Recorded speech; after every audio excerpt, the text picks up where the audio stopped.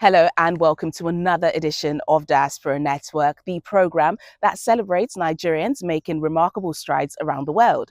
I'm Teniola Oyetayo. On today's program, we highlight Nigerians contributing to technology and innovation in the United Arab Emirates. Our guest is Olayide Babayemi, a Nigerian conference producer working at the heart of Dubai's global technology events industry. She speaks to us about growing up as a Nigerian abroad, navigating her career choices, and helping to shape major events, including GTEx Africa and GTEx Nigeria. But first, let's take a look at the latest news making headlines across the global Nigerian community. Technology entrepreneur Olubukola Moyo Babajide has been appointed a member of the Order of the British Empire in the King's 2026 birthday honours. Babajide, founder of Crystal Options and female entrepreneur, was recognized for her contributions to technology, business development, and inclusion in the United Kingdom. I feel the energy shift.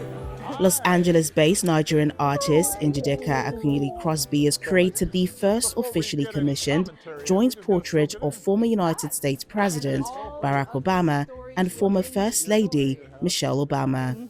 The mixed media work, titled The Obamas Springing Forth, was unveiled at the Obama Presidential Center in Chicago. Don't they usually touch it up a little bit? I thought about it. What was your sort of sequence? So I did the drawing first of the two of you. We read all your books. We listened to all the interviews you all have done, podcasts and videos. My whole studio got to know you. I wanted to make these decisions that tapped into those memories. So when you It features paintings, photographs, and family materials reflecting the couple's lives. It includes paintings, photographs, and family materials reflecting the couple's lives, political journey, and connection to the city. The portrait will be permanently displayed in the center's Hope and Change lobby. So when you saw this, it felt familiar. It is beautiful. Was there anything that surprised you? It was good. It was so challenging because it made me push myself. It took me out of my comfort zone. Well, it looks fantastic. Oh, In fact, my God. I'm going to have a suit made with this pen. Also, during the opening week of the Obama Presidential Center, former First Lady Michelle Obama and Grammy Award-winning Nigerian artist Tems surprised a group of young women attending an intensive songwriting workshop.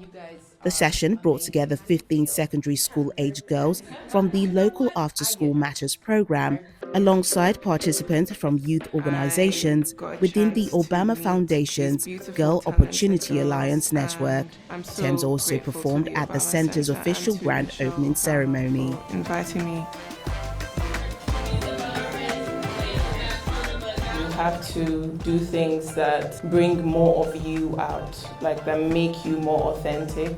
That helps with confidence. I got a chance to meet these beautiful, talented girls, and I'm so grateful to the Obama Center and to Michelle Obama for inviting me. And finally, Nigerians living in several British cities have welcomed Nigeria's contactless passport renewal system, describing it as a significant improvement on the previous process, which often involved long journeys, limited appointments, and lengthy administrative delays. The system is intended to make passport renewal easier for Nigerians who previously had to travel to London or other designated centres.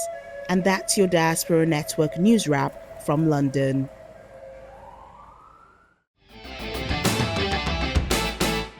And now a quick update from the Nigerians in Diaspora Commission, NIDCOM, as it continues its work engaging Nigerians abroad and strengthening connections back home.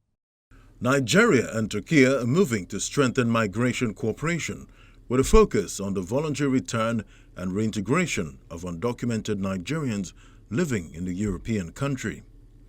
This follows a high-level meeting in Abuja between officials of Nigerians in Diaspora Commission, NIDCOM, and a delegation from Turkey's Presidency of Migration Management. Both sides discussed plans to formalize the partnership through a memorandum of understanding aimed at promoting orderly migration, expanding legal migration pathways, and ensuring the humane return of Nigerians willing to come back home. NIDCOM chairman, Mrs. Abike Dabri-Erewa, pledged the Commission's support for the initiative, assuring that Nigerians in Turkey would be sensitized on the voluntary return program and its reintegration benefits. She also reiterated Nigeria's commitment to discouraging irregular migration while stressing the need to protect the welfare and dignity of Nigerians abroad. The Turkish delegation disclosed that consultations are ongoing with relevant Nigerian agencies ahead of the signing of the proposed agreement, as both countries seek to deepen existing migration and diaspora relations. Dubai has become a major center for technology, innovation, and entrepreneurship. Nigerian professionals are contributing across technology, finance, business, events, and investment. Our special report this week looks at Nigerians making their mark in Dubai's technology sector and connecting African innovation with global opportunities. Dubai has firmly established itself as one of the world's leading hubs for technology, innovation, and entrepreneurship. From artificial intelligence and fintech to venture capital and digital transformation, the city continues to attract global talent, investors, and innovators seeking new opportunities and strategic international partnerships.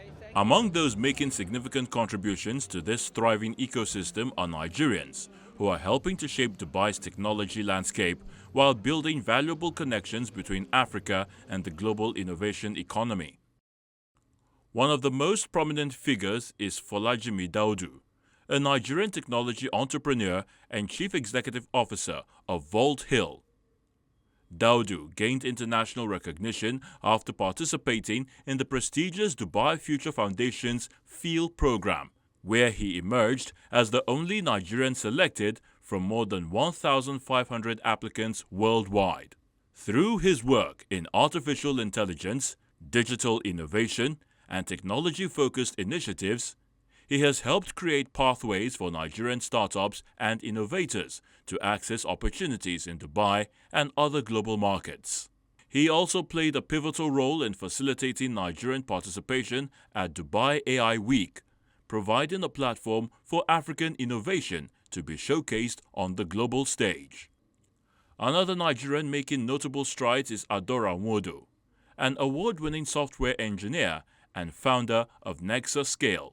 Renowned for her contributions to software development and emerging technologies, Nwodo was recognized at the 40 Under 40 Global Awards held in Dubai. Through Nexascale, she is empowering the next generation of technology professionals by expanding access to digital skills training and career development opportunities across Africa.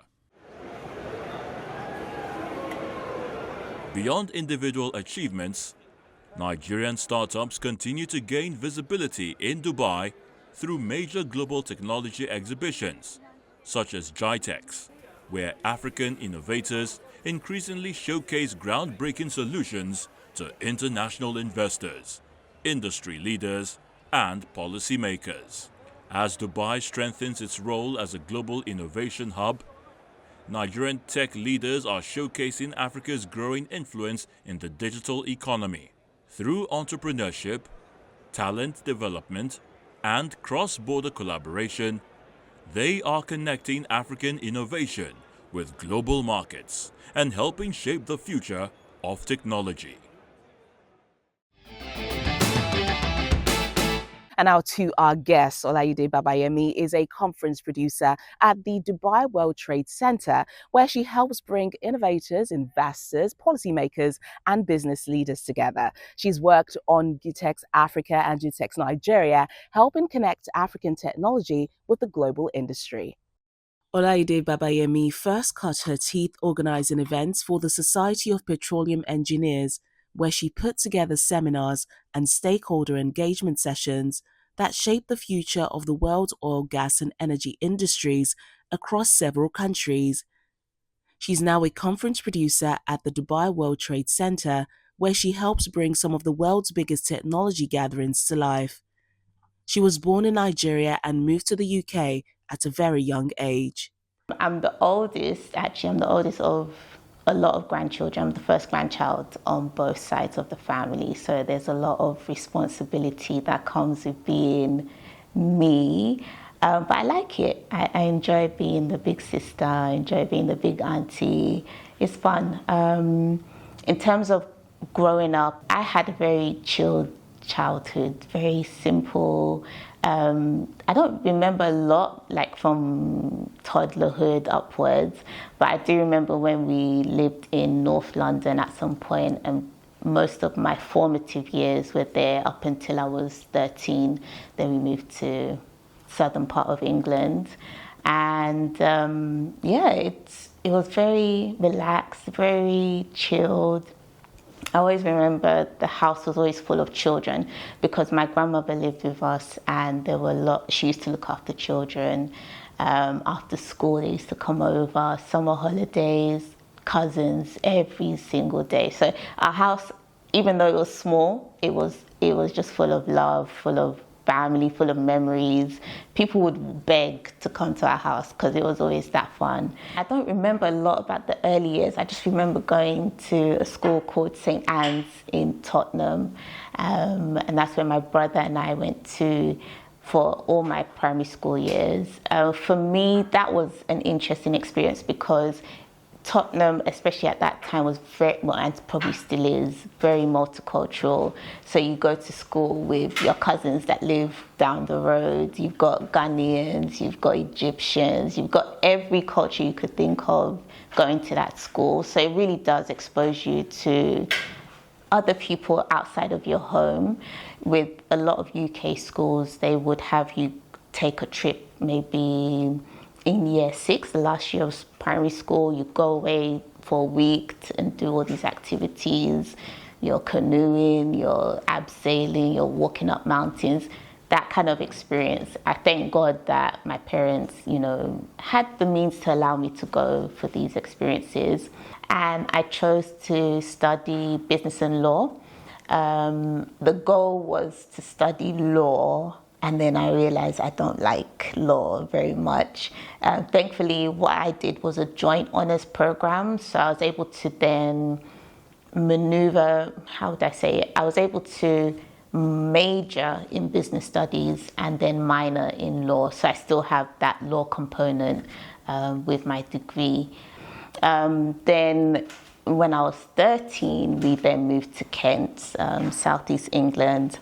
And again, it was a new experience for me because now I was the only black girl in my class, not in the school, but in my class. And I hated our uniform because it was brown. And I'm like, it just washed me out. I matched the uniform.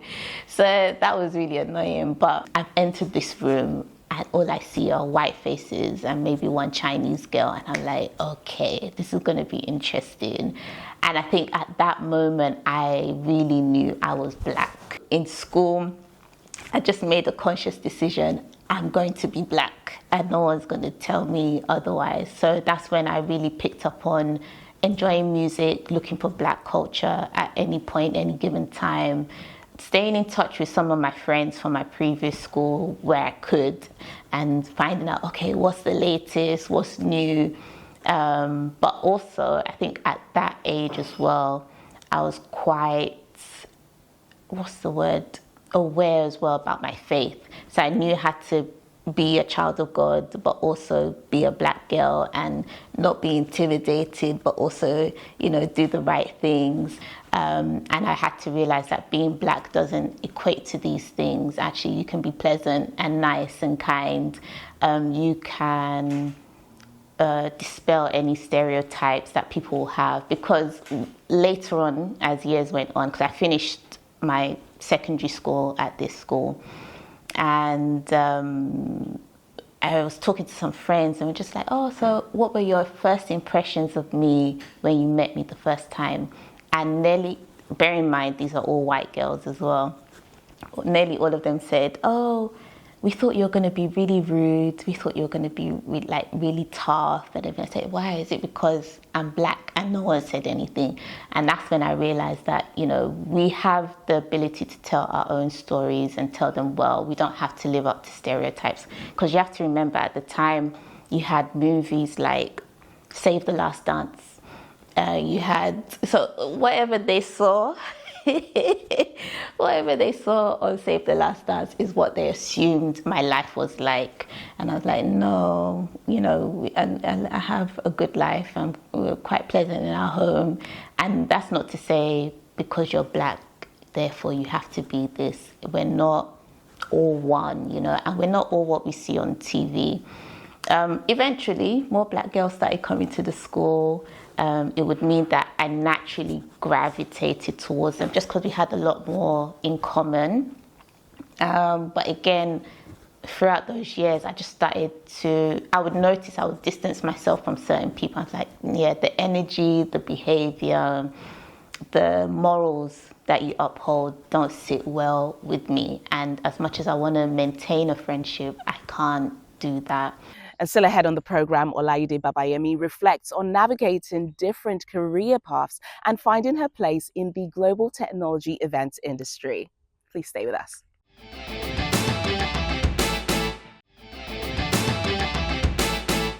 And thanks for staying with us. We continue our conversation with Olayide Babayemi about her journey to the Dubai World Trade Center and the work behind major international technology conferences. In 2015, I came to Dubai. And I came on holiday with my friends, and it happened to be around my birthday. And we were out and about, and I said to my friends, oh, my office, they have an office here. My company has an office here. I said, it would be nice to live here one day. And we were just giggling about it, and that was the end of it. I have the opportunity on working on one of their largest portfolio events called GITEX. Primarily GITEX Africa and GITEX Nigeria.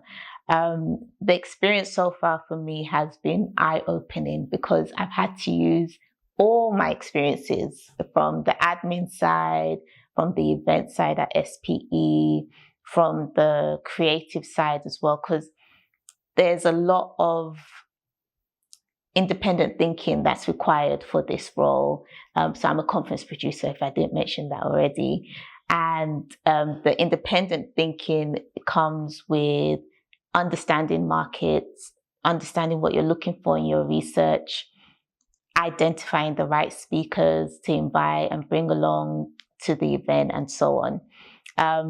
We had the opportunity of launching GITEX Nigeria last year, and yeah, it went really well. Thank God for that. It went really well, but it really taught me, or at least exposed me to how things are done in Nigeria.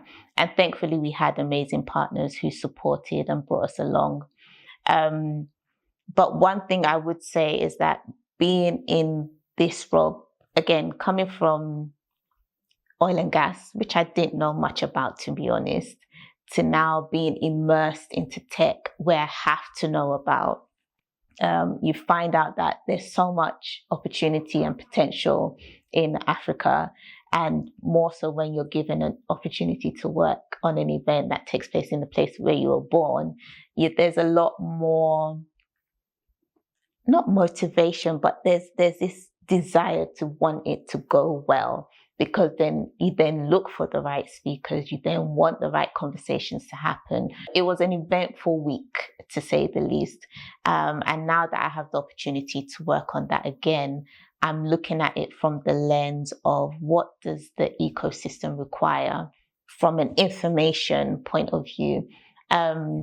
Yes, I'm not a tech person. I don't know the ins and outs of an app or whatever, but it's my job to bring, whether it's leaders of tomorrow, leaders of today, bring them all together and say, you know what, here's the solution we have for our continent, for our country, for the region. And here are the key factors that need to be either identified, fixed, or utilized well, so we can do our jobs effectively. Because when at the core of it, when I look at my job from a big point of view, bringing these key decision makers together might, how do I say this? It might be fun for the 3 days, but essentially anything anyone says on stage has to impact someone's life, whether it's the person in the audience who's taking notes, who then goes and develops an app or a solution or a product for the greater good. And I think sometimes because we do such big events, you almost get lost in the bigness. And then it's when you see someone win a competition and they win money that can go towards their business, you're like, oh, so all of this is for this. Or you hear that someone has connected with, let's say, an entity of any kind, and by having that conversation, they've now scaled their business because they came to our event. Or the speaker they've been looking for a long time happened to be on my stage. They're able to connect. And I think that's one thing about doing events. For me, the 7 years at SPE was a lot in terms, by the time I hit my 7 years, of course, I was tired. Anybody would be. But it's realizing that your work has impact beyond what you can see, beyond the stage, beyond the meeting rooms. People are going to carry on these conversations. They're going to post about it. They're going to talk about it. They're going to form friendships. They're going to form relationships from just being at an event that you had a large hand to deal with. You know, you were involved in making it happen. So that's always a nice feeling, you know, when you do the work, you put in the work, and sometimes you might not see how it's all going to come together, but when it does, it's just like, oh, wow, we've done it, we did it, you know. And then hearing people's feedback, and when they give the feedback about how effective and efficient or beneficial the event has been, is definitely a rewarding experience. From a tech point of view, like, again, I'm now entering a new planning phase for GITEX Nigeria. And the question is, what's changed in the last 12 months that I need to focus on in terms of the content that we need to build? Because one thing you don't want to do is bring people to a space where they've heard it all before. And you want to make sure that whatever you present to them is maybe not new, but refreshing. So what that looks like for me is tapping into the network that, by God's grace, I've been able to build, and saying, okay, what's important for Nigeria right now? Do we need to talk about this again? How do we make it different? Because otherwise we're just having the same conversations over and over again. But yeah, it's interesting seeing an industry develop or a sector develop. Even though I'm not the tech person, I get to play a part in ensuring that the ecosystem is being built and developed in an effective way. One of the things we try and do with, especially with GITEX Africa, GITEX Nigeria, we've also got Kenya, is ensure that the diaspora is involved in the conversations and that they get to come to participate. Because some research that showed that the diaspora, well, maybe research and also the way I developed a session, was that we can consider the diaspora as the 55th state or country of Africa, because it literally runs like a country from multiple countries. And to talk about Africa's development without the involvement of people like me makes no sense. You know, I'm from the diaspora. I get to contribute to the conversations that are taking place. And it's important to involve. Otherwise, what are we building? You know, if we don't have everyone involved, what are we actually building? And what I've also realized is, because I'm participating from a distance, I may have a perception of the country or the continent that doesn't exist. And it's important to connect with those who are there so that they can correct me, so that I can produce the right information and then therefore bring the right people to the table. If we're not involved, then what are we really doing, you know? And I think also it's not just about what are we doing. I think as the diaspora, we should want to be involved.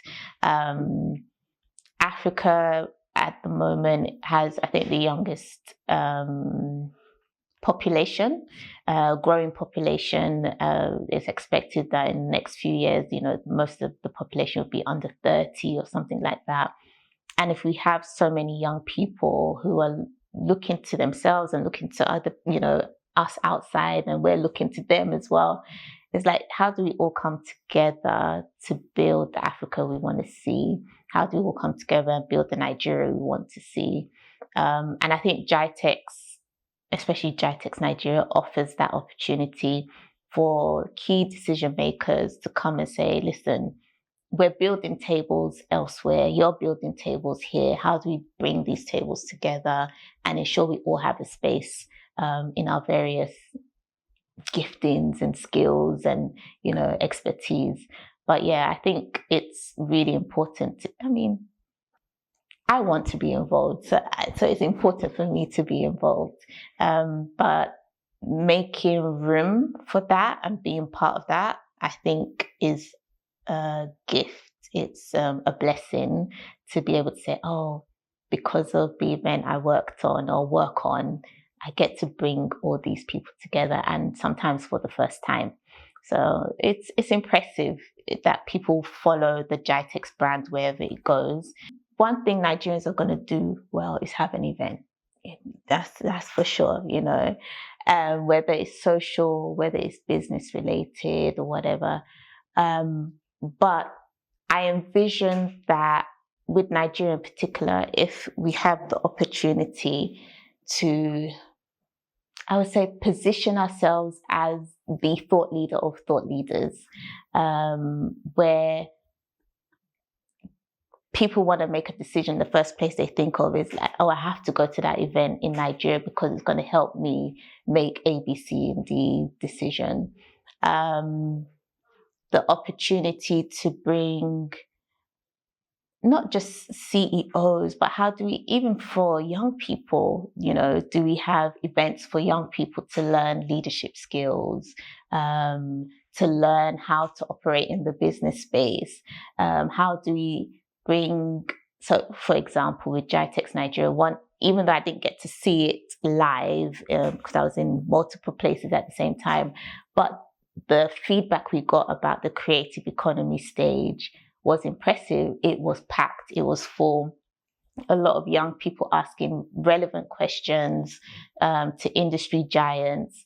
And I'm just like, I'm not saying these don't exist, but how do we do more of this in a way that is not only excellent, but it brings global eyes to what we're building in Nigeria? And that brings us to the end of this week's edition of Diaspora Network. To watch this and previous episodes celebrating Nigerians around the world, visit channelstv.com or our YouTube channel. Until next time, I'm Tenyola Oyetayo. Thanks for watching.